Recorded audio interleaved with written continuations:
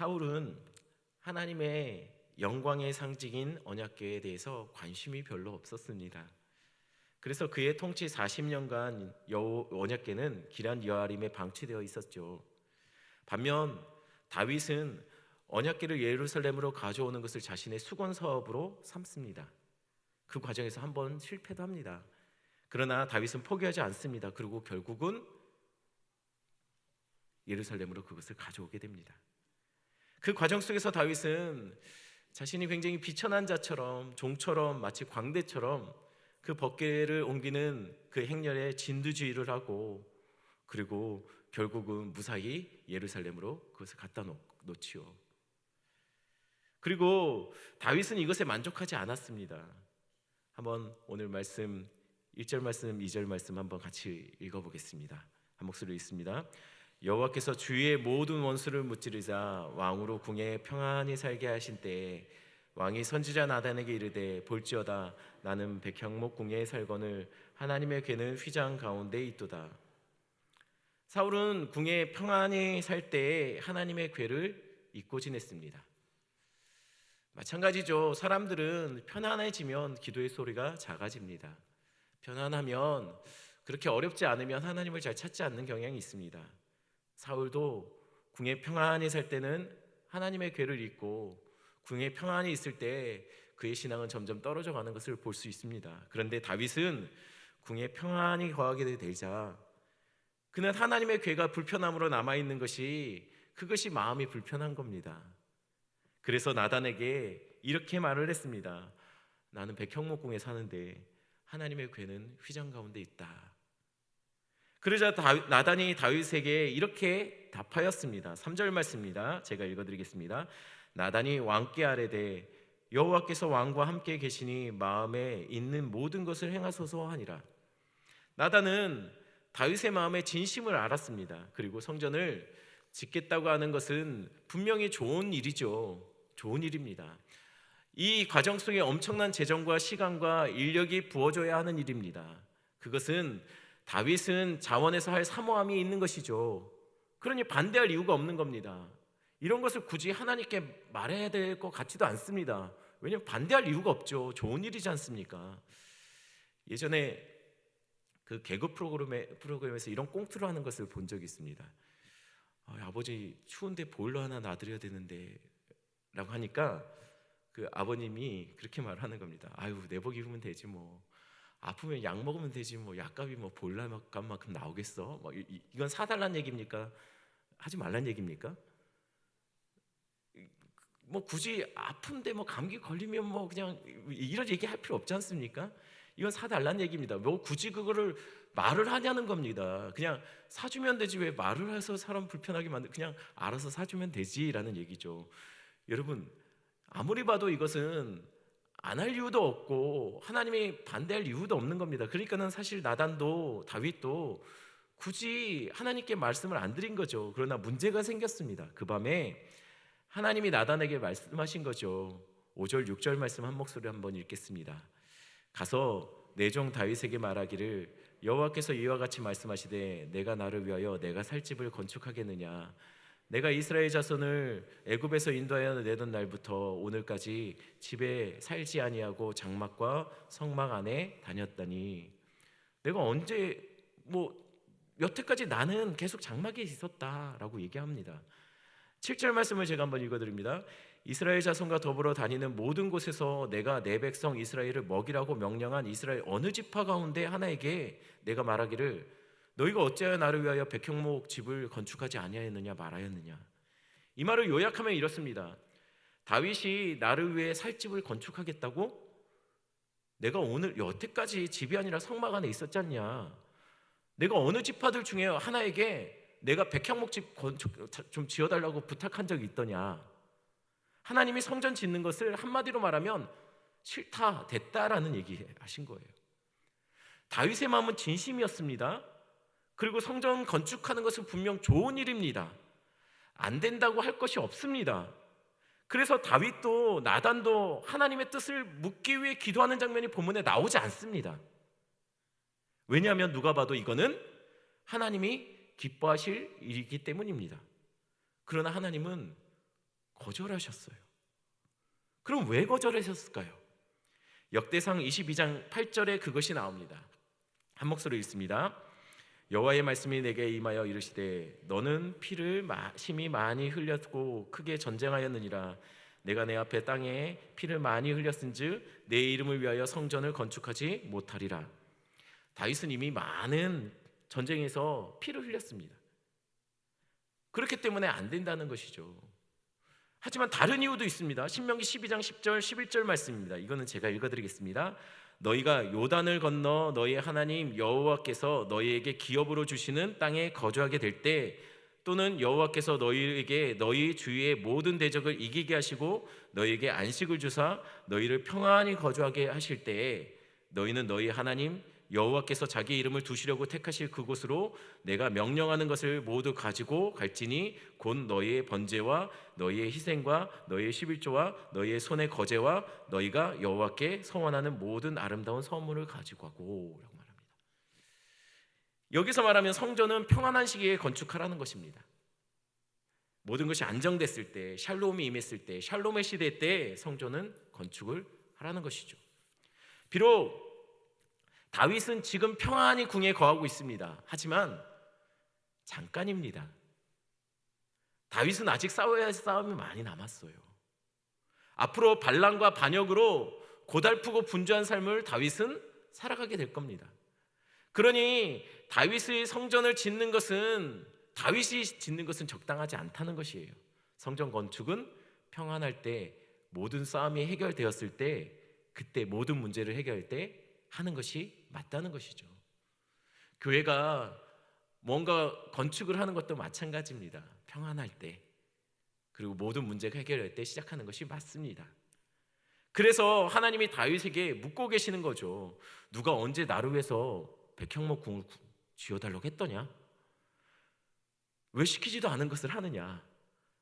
여기까지 볼 때는 하나님이 이제 곧 불호령에 떨어질 것 같습니다. 그죠? 하나님이 되게 혼내실 것 같아요. 그런데 이어지는 말씀은 사실은 정반대예요. 안 된다고 말씀하시면서 하시는 말씀이, 사실은 성전 건축은 안 된다고 말씀하셨지만 다윗의 진심은 하나님께서 거절하지는 않으셨어요. 하나님은 하나님의 전을 사모하는 다윗을 향해 이렇게 말씀하고 계시는 거예요. 9절 말씀 한 목소리로 읽습니다. 내가 가는 모든 곳에서 내가 너와 함께 있어 내 모든 원수를 내 앞에서 멸하였은즉 땅에서 위대한 자들의 이름같이 내 이름을 위대하게 만들어 주리라. 먼저 하나님이 다윗의 이름을 위대하게 만들겠다라고 약속하십니다. 다윗이 하나님을 높이고 영광스럽게 하고 싶었던 마음들이 간절했더니 하나님이 다윗을 위대하게 만들어 주시겠다고 약속하시는 거죠. 10절 말씀입니다. 내가 또 내 백성 이스라엘을 위하여 한 곳을 정하여 그를 심고 그를 거주하게 하고 다시 옮기지 못하게 하며 악한 종류와 정과 같이 그들을 해하지 못하게 하여 라고 말합니다.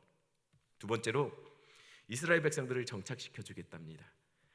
다윗이 하나님의 전을 정하여 한 곳에 세워 안정시키고 하나님의 언약궤를 정착하게 하려고 했던 마음을 가졌더니 하나님이 그의 백성을 이제는 한 곳에 정하여 심고 거주하도록 하신다라고 약속하시는 거예요.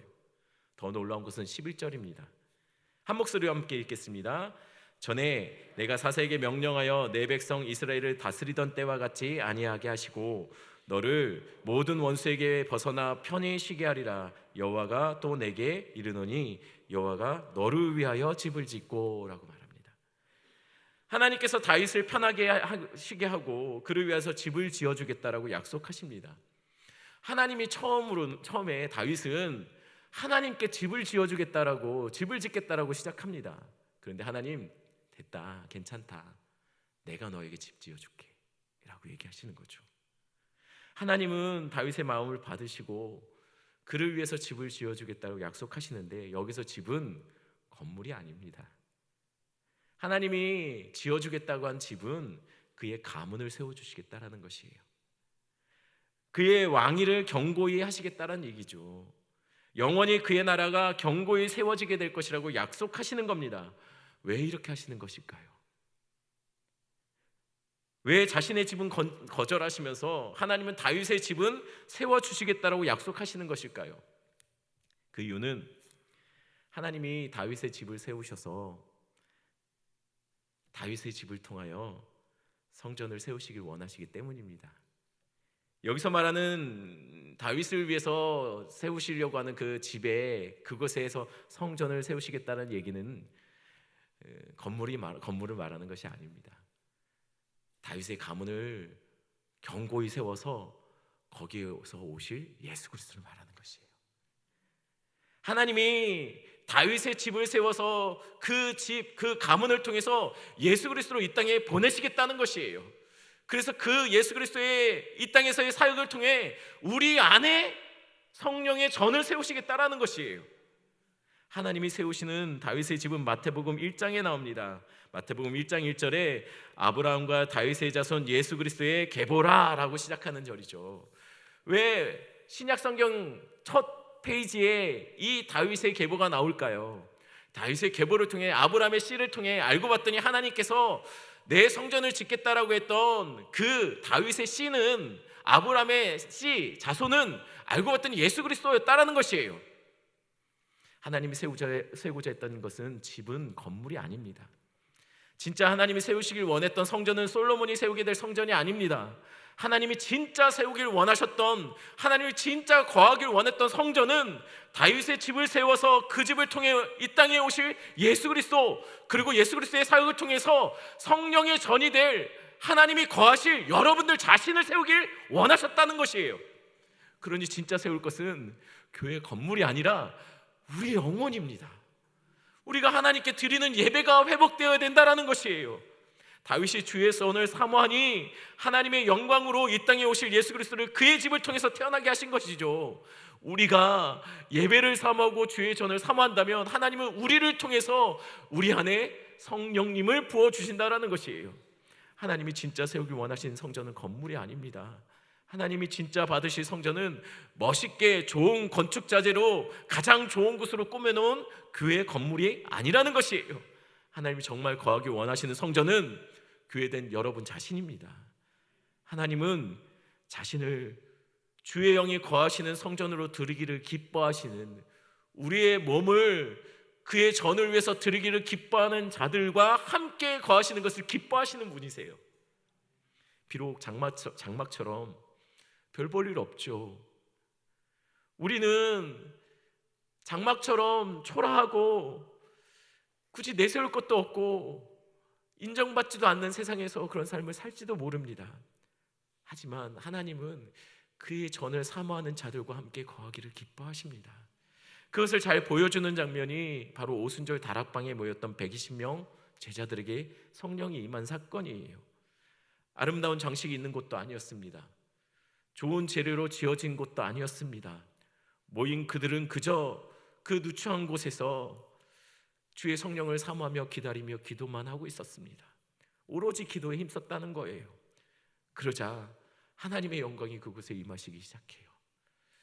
불의 혀처럼 갈라지는 것을 보며 성령이 각 사람들 안에 들어가기 시작해요. 각 사람에게 성령이 임하시자 한 사람 한 사람이 주의 성령이 거하시는 성전이 되는 거죠. 그리고 그곳이 바로 성령 공동체, 바로 교회된 사람들이 모여있는 교회 공동체가 되더라는 것입니다. 그 중에 어떤 자는 사회적으로 별 볼일 없는 자도 있었을 겁니다. 못 배운 사람도 있었을 거예요. 어쩌면 여전히 죄의 문제를 해결하지 못하는 매번 넘어지는 사람도 그 중에 있었을 겁니다. 그런데 다른 거 신경 쓰지 않고 오로지 성령님을 사모하고 기도할 때 각 사람에게 성령이 임하고 그들이 성령이 거하시는 전이 되었다라는 것이에요. 보잘것없는 다락방, 누추하고 쾌쾌한 그 장소에 성령이 임하시자 그곳에 하나님의 영이 충만한 것을 경험하게 되었다라는 것이죠. 도저히 이해할 수 없는 일입니다. 어떻게 죄인들에게 별 볼 일 없는 다락방에서 하나님이 임하시고 그곳이, 그 사람들이 성령의 전이 될 수 있습니까? 이것이 어떻게 가당키나 한 일입니까? 어떻게 하나님이 별 볼 일 없는 사람 속에 함께 거하십니까? 죄인들과 어떻게 함께 거하시죠? 그것이 마치 떨기나무에 불이 붙은 사건과 같다고 제가 말씀드린 거예요. 하나님이 임하셨지만 소멸되지 않는 떨기나무가 바로 우리 같다라는 것이에요. 죄인들은 하나님의 앞에 설 때, 존전 앞에 설 때 소멸될 수밖에 없는, 멸망할 수밖에 없는 존재인데 하나님이 그럼에도 불구하고 기어이 우리 같은 죄인과 함께 하시겠다는 것이죠. 어떻게요? 예수 그리스도를 통해서요. 예수 그리스도의 대속의 은혜를 통해서 그것이 가능하게 됐다는 것이에요.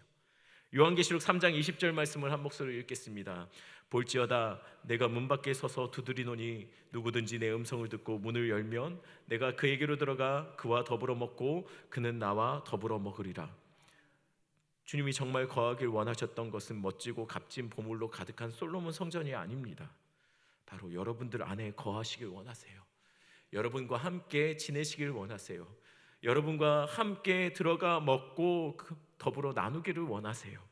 그래서 매일 삶 속에 여러분들에게 말씀으로, 생명 양식으로 함께 먹고 나누길 원하시는 것이죠.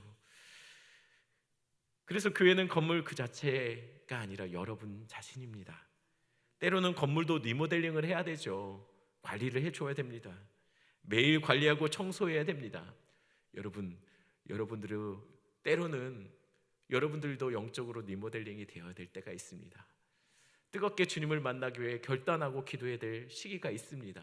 그리고 매일매일 삶 속에 말씀을 묵상하며 주님 앞에 엎드리는 그런 삶이 필요합니다. 그것이 성전된 삶, 우리같이 연약한 부족한 자들과 함께 하시는 그 성령님을 생각하며 매일매일 우리 자신을 쳐서 복종시키는 연습이 우리 안에 있어야 된다는 것이에요. 이 시간 말씀 생각하시면서 함께 기도하는 시간을 갖겠습니다. 우리가 성령의 전입니다. 우리 각자가 그런 자들입니다. 이게 웬 은혜입니까? 우리 같은 죄인들과 함께 주님이 거하시고 동행하시고 영원히 떠나지 않겠다고 약속해 주신 은혜. 우리는 여전히 해결하지 못한 죄의 습관이 남아있음에도 불구하고 주님이 우리와 함께 거하신다고 하는 이 약속, 날마다 그것이 큰 은혜가 되었으면 좋겠어요. 감격이 되었으면 좋겠습니다. 이 시간 함께 기도할 때 혹여나 우리가 성전으로서 해결하지 못하는 죄악의 습관들이 있다면 주님께 용서 구하고, 또한 우리 삶 속에서 마땅히 성전된 삶으로서 살지 못했던 부분들이 있다면 주님 앞에 결단하는 시간을 가졌으면 좋겠습니다. 다 같이 말씀 생각하시면서 주여 한번 외치고 같이 기도합니다.